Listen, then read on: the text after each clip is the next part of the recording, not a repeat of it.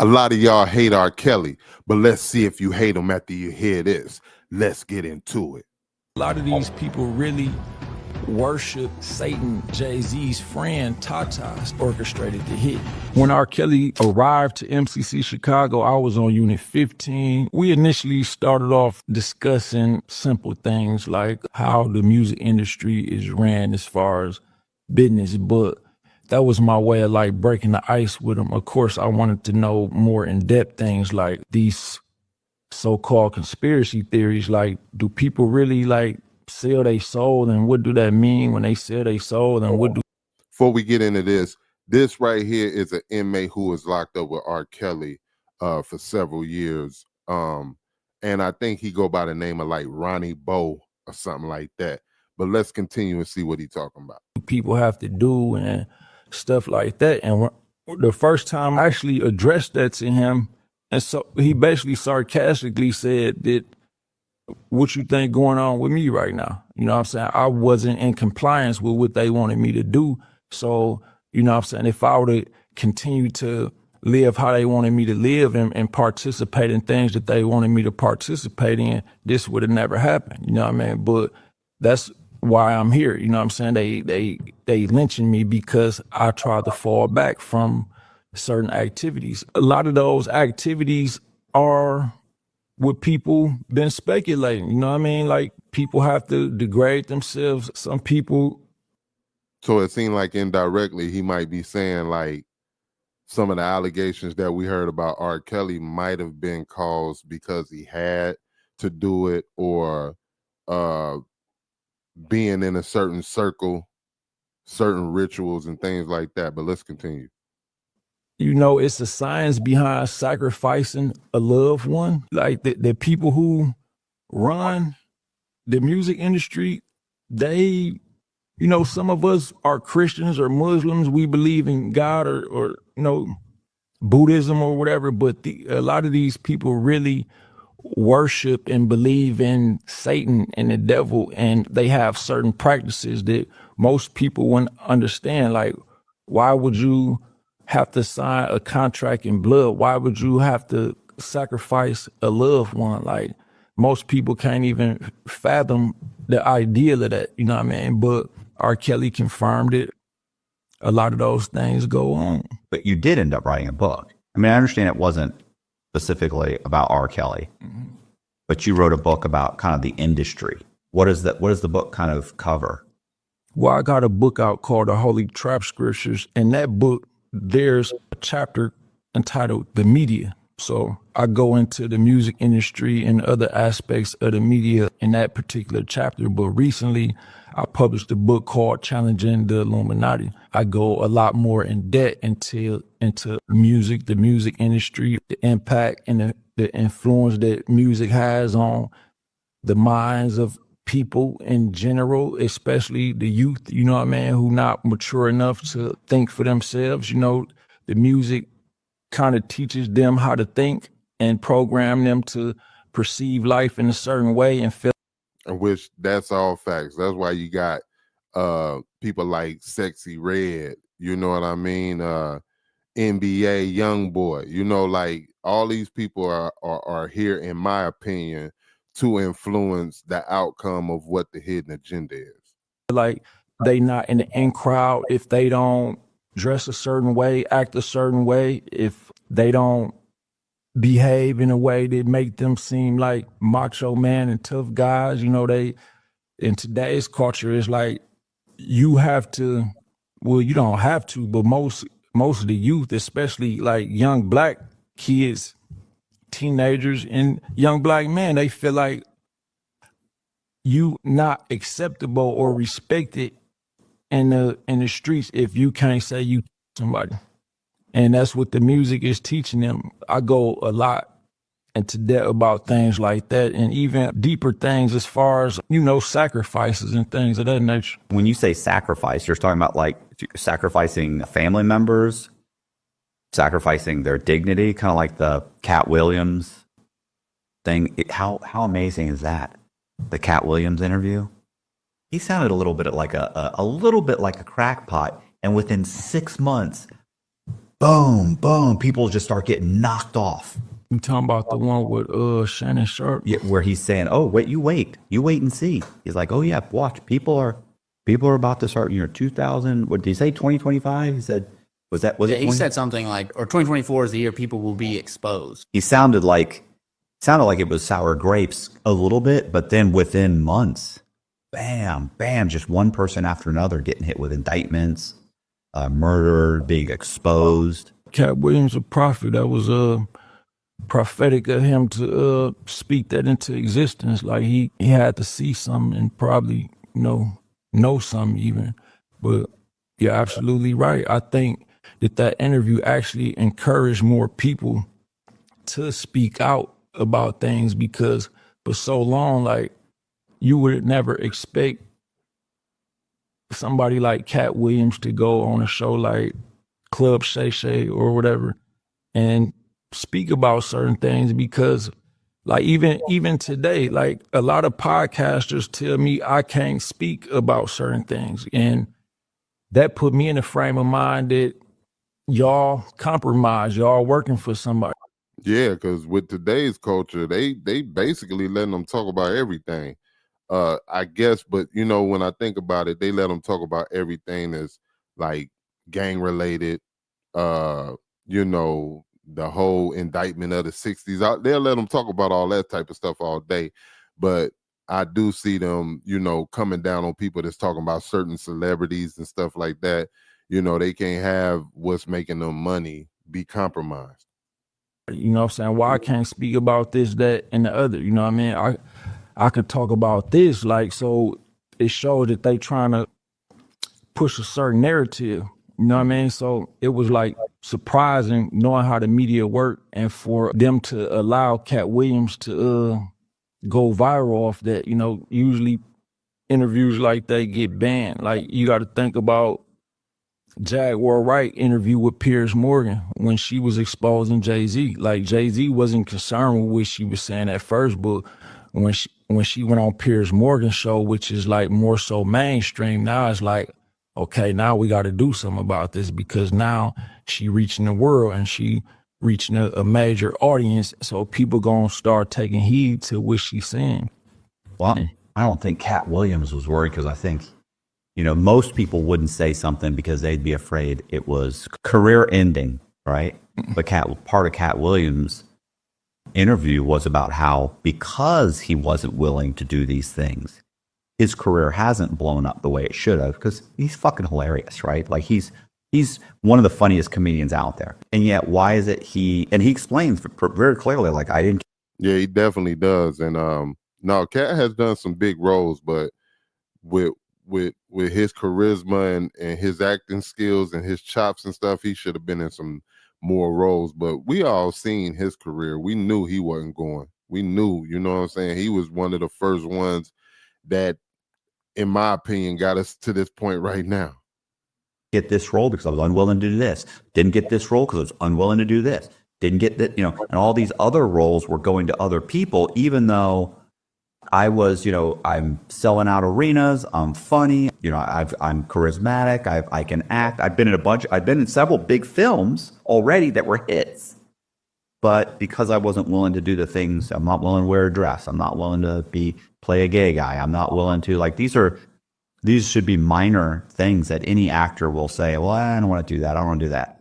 There are big time actors that will, like, well, I won't have a romantic scene with someone. Like, I won't make out with another woman. Why? Because I'm a Christian. I'm married to my wife. I'm just not going to make out with someone, and they work around it.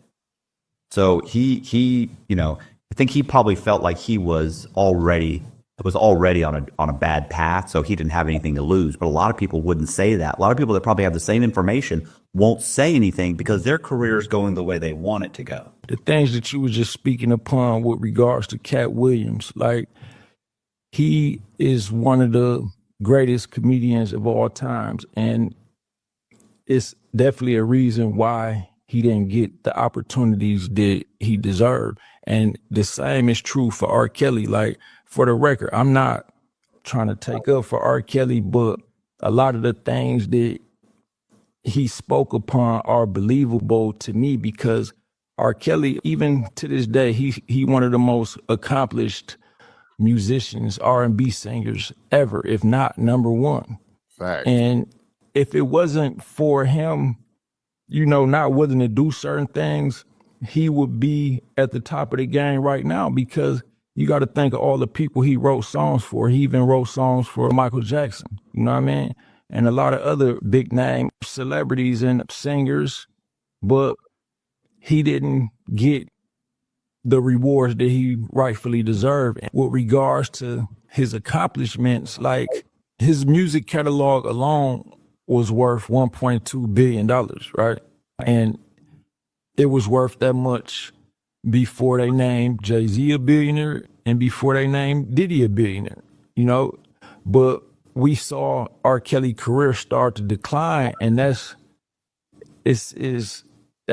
rare, and there's something strange about that with him being as successful as he was and being a songwriter and having a catalog worth $1.2 billion it indicates that something behind the scenes was going on. And according to him, there was. And to be, I don't mean to keep stopping it, but his 1.2 billion was strictly from music. Jay-Z and Puff and Kanye and all them became billionaires because of multiple deals. You know what I mean? Not just music, but clothing, fashion, streaming platforms, liquor, whatever the case may be. That's how they became billionaires. But R. Kelly was one. I don't know if he per se was one, but his music and the worth and the money that he made off the music was strictly 1.3 billion. That's strictly music. That tells you the power right there.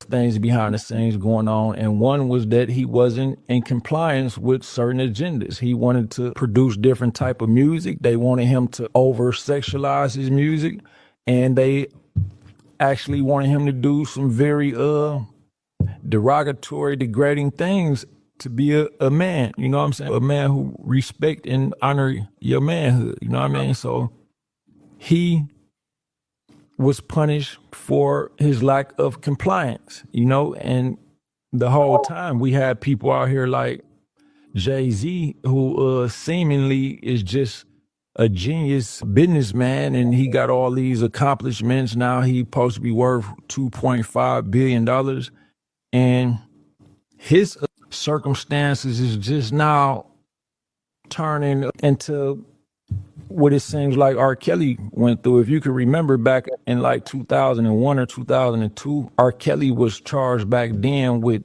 doing some things with a 14-year-old girl. All right. And now fast forward to today, Jay-Z is being investigated for that and being sued already for doing some things with a 13-year-old girl, a year younger than the one that R. Kelly was initially indicted for.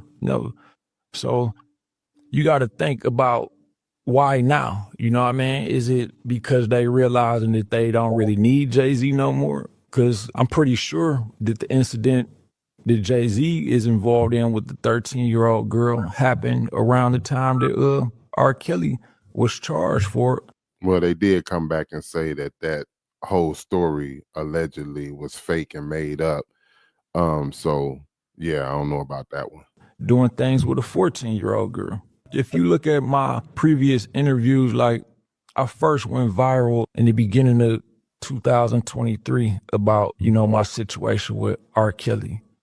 And even since then, I was telling the public, not just indirectly, but sometimes directly, that the same thing that people look down on R. Kelly for, Jay-Z was engaged in the same type of activity. So my only point was, why y'all still honor him?